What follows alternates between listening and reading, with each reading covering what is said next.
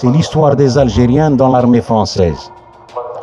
Le seul peuple dans le monde qui a guerroyé avec la France pendant un siècle, depuis 1854 à 1954. L'Algérie vit partir pour la guerre de Crimée en 1854 un effectif général de 75 000 Algériens. 1859, guerre d'Italie contre l'Autriche. La France embarque alors d'autres milliers d'Algériens et les envoie verser leur sang pour sauver cette fois-ci la Mecque des chrétiens.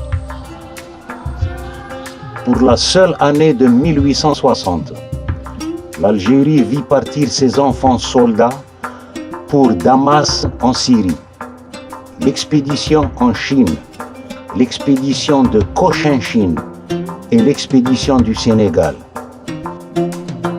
En 1862, l'expédition du Mexique.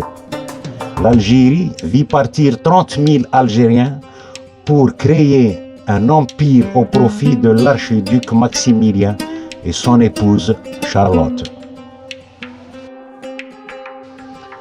La guerre de 1870-1871. Dans les graves circonstances, le gouvernement français songe aux enfants algériens qui sont appelés à rendre de grands services à la France pendant la campagne du Rhin.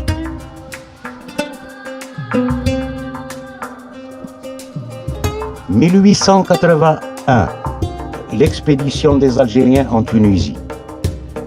L'expédition des Algériens au Dahomey, 1892. L'expédition des Algériens à Madagascar, 1895. L'expédition des Algériens au Soudan, 1898. L'expédition des Algériens au Maroc, 1906. Et deuxième expédition des Algériens en Chine, en juin 1900. Première guerre mondiale, 14-18. Tant qu'il y aura des Algériens, il y aura des soldats. L'Algérie vit partir 170 000 soldats. Comme leurs ancêtres et leurs pères, beaucoup ne reviendront pas. La Seconde Guerre mondiale, 39-45, 140 000 Algériens ont participé.